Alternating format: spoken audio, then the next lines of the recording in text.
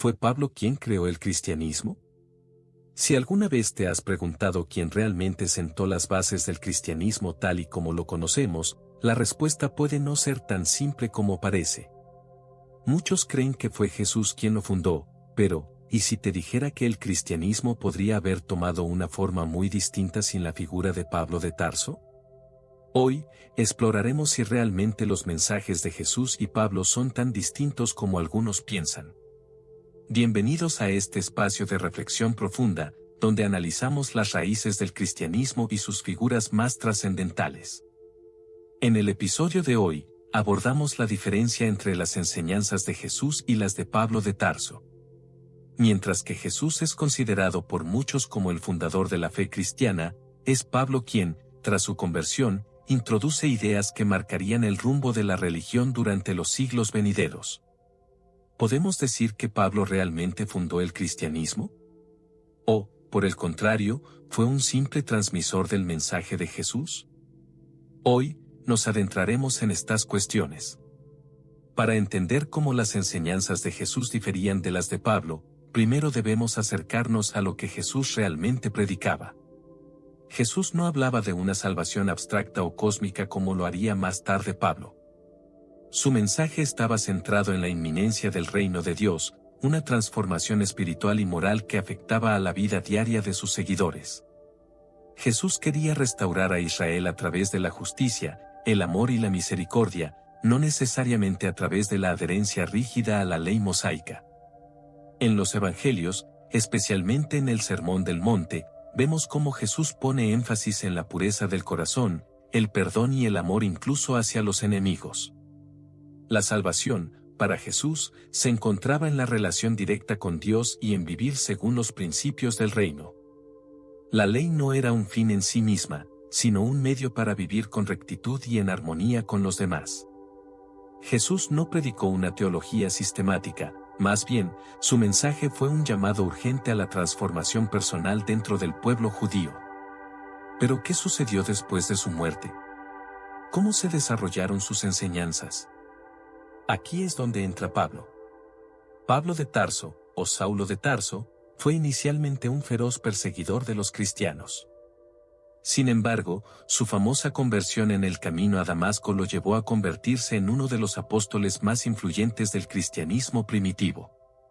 Si bien Jesús predicaba principalmente a los judíos en Palestina, Pablo expandió el mensaje a los gentiles y comenzó a reinterpretar las enseñanzas de Jesús para que tuvieran una dimensión más universal.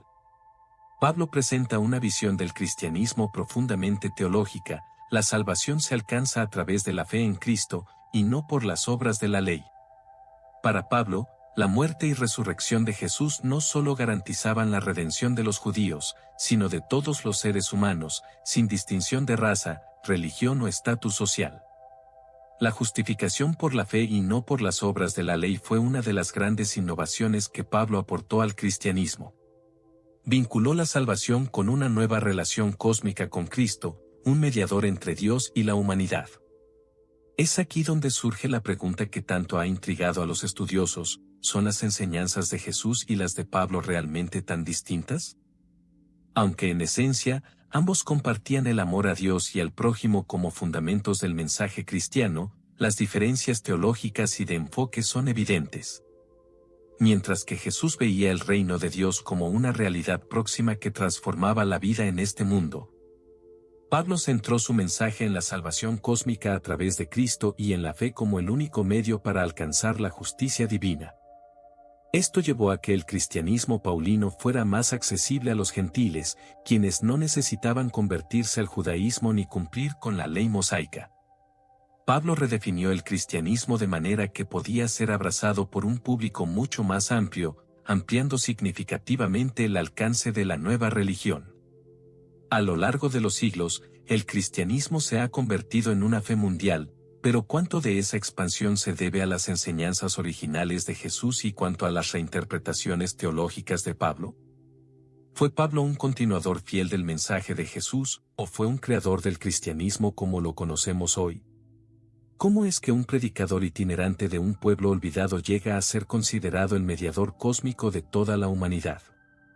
Jesús de Nazaret es conocido por sus enseñanzas sobre el reino de Dios, pero fue Pablo de Tarso quien transformó a Jesús de un líder religioso judío en una figura cósmica, un ser divino con un papel central en la salvación de todo el universo. Pablo comprendió a Jesús no solo como el Mesías de Israel, sino como el mediador cósmico entre Dios y la humanidad. Ya vimos cómo las enseñanzas de Pablo se distanciaron de las de Jesús, especialmente en lo que respecta a la interpretación de la salvación. Ahora vamos un paso más allá y analicemos un concepto crucial en la teología de Pablo, el Mesías como mediador cósmico. ¿Qué significa esto? En lugar de ver a Jesús solo como el Mesías que traía el reino de Dios a Israel, Pablo lo interpreta como una figura cósmica, cuyo sacrificio no solo tiene repercusiones para el pueblo judío, sino para toda la humanidad y el universo entero. Este concepto revolucionó la idea de Mesías y la salvación en el cristianismo primitivo, otorgándole a Jesús un rol divino mucho más grande. Cuando pensamos en Jesús como el Mesías, generalmente lo asociamos con el cumplimiento de las profecías judías sobre un líder que restauraría el reino de Israel. Sin embargo, para Pablo, el papel de Jesús va mucho más allá de ser un líder temporal o político. En sus cartas, especialmente en sus epístolas a los romanos y los colosenses, Pablo desarrolla una visión cósmica de Cristo. Para Pablo, Jesús no solo vino a restaurar a Israel, sino a reconciliar toda la creación con Dios. Jesús, como Hijo de Dios, es el principio y el fin de la creación. En su carta a los colosenses, Pablo escribe que en él fueron creadas todas las cosas, en los cielos y en la tierra, visibles e invisibles, Colosenses 1:16. Esta afirmación refleja una visión cosmogónica: Jesús no es solo el Mesías de Israel, sino el mediador de toda la creación. Uno de los puntos más trascendentales en la teología paulina es la muerte y resurrección de Jesús. Mientras que en las enseñanzas de Jesús, su muerte era vista como el sacrificio por el perdón de los pecados, para Pablo la muerte de Jesús tenía un significado cósmico. Según Pablo, la muerte de Jesús en la cruz no solo salvó a los seres humanos de sus pecados, sino que restauró el equilibrio cósmico entre el hombre y Dios, y entre toda la creación. En su carta a los Romanos, Romanos 8, 19-22, Pablo escribe que toda la creación gime y sufre debido al pecado, pero que a través de Cristo será liberada. Esto implica que la redención no es solo una cuestión de salvación individual, sino que tiene repercusiones cósmicas. Cristo, a través de su resurrección, abrió el camino a una nueva creación, en la que toda la humanidad y el universo serán restaurados. En este sentido, Cristo es el mediador cósmico que reconcilia a la humanidad con Dios y a la creación con su Creador. Uno de los elementos clave en la visión cósmica de Pablo es la identificación de Jesús con el nuevo Adán. En 1 Corintios 15, 45-49, Pablo establece una relación entre Jesús y Adán, el primer hombre en el Edén. Mientras que a través de Adán entró el pecado y la muerte en el mundo, Pablo enseña que a través de Jesucristo, el nuevo Adán, entró la vida y la resurrección. De este modo, la muerte de Jesús no solo afecta a los seres humanos, sino que también repara el daño cósmico causado por el pecado original. Pablo expande la narrativa del pecado original en una visión cósmica, donde la redención de Cristo repara lo que Adán había destruido. Esta idea es fundamental porque muestra cómo la figura de Jesús no es solo una respuesta a un problema de pecado humano, sino también una solución cósmica que abarca el mundo entero. La ascensión de Jesús al cielo es otro aspecto que Pablo interpreta en términos cósmicos. Para él, Jesús no solo resucitó de entre los muertos, sino que fue elevado a la derecha de Dios, donde ahora reina como Señor del universo. En Efesios 1, 20-22, Pablo dice que Dios lo resucitó de los muertos y lo sentó a su derecha en los lugares celestiales, por encima de todo principado y autoridad. Esto no solo coloca a Jesús como un rey eterno, sino que lo presenta como el gobernante cósmico, cuyo reinado se extiende sobre todo el universo, visible e invisible. A través de la teología paulina, Jesucristo se convierte en un mediador cósmico cuya muerte y resurrección no solo redimen a los individuos, sino que restauran todo el universo. Pero aquí surge una pregunta interesante: ¿qué implica esto para nuestra comprensión del cristianismo hoy? ¿Estamos realmente viendo a Cristo como el centro cósmico de la creación, o lo hemos reducido a un mensaje moral? ¿Es posible que existan dos caminos de salvación en el cristianismo primitivo? ¿Los judíos y los gentiles tienen la misma ruta hacia la salvación en el cristianismo primitivo, o existen dos caminos distintos según Pablo de Tarso? A lo largo de sus cartas, Pablo parece ofrecer respuestas sorprendentes sobre el acceso a la salvación para dos grupos que, aunque en su origen compartían las escrituras hebreas, se encontraban en caminos teológicos completamente diferentes. Ahora exploremos cómo Pablo distingue entre los judíos y los gentiles, y cómo esas distinciones impactan su visión de la salvación. Ya hemos visto cómo Pablo expande el mensaje de Jesús y transforma el cristianismo, especialmente al presentar a Jesús como un mediador cósmico.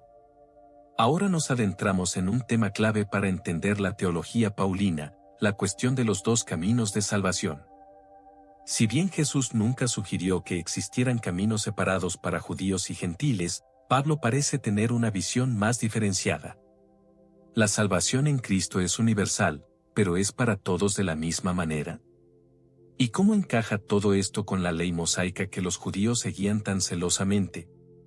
Para Pablo, la principal distinción entre judíos y gentiles radica en la justificación.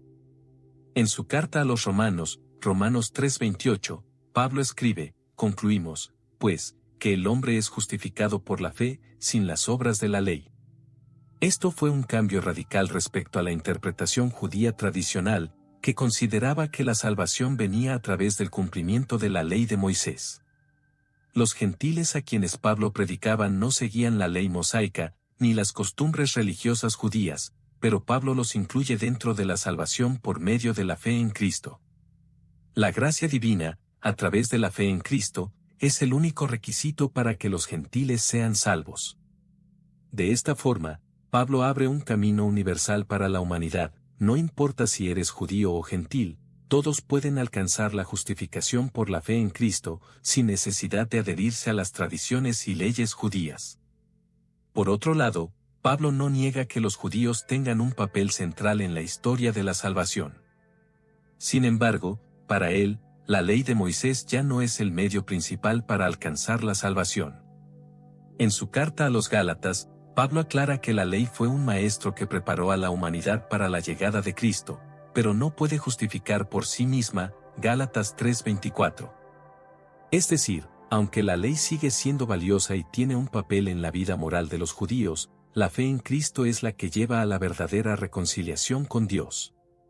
Los judíos, entonces, también deben reconocer a Jesucristo como el Mesías y aceptar la justificación por la fe, en lugar de por las obras de la ley. La distinción aquí es clara: para los judíos, la ley sigue siendo importante, pero no es suficiente para salvarlos. Para los gentiles, la fe en Cristo es la vía directa y completa para ser justificados y reconciliados con Dios.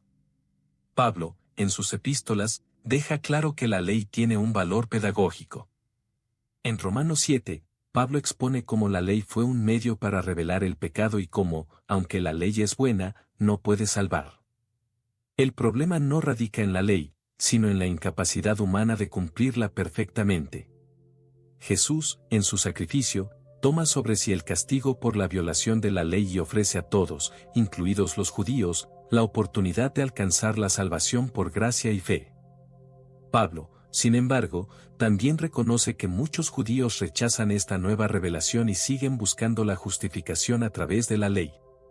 Este es un tema recurrente en sus cartas, como en Romanos 9:11, donde Pablo habla de la tristeza que siente por aquellos judíos que aún no han reconocido a Jesús como el Mesías.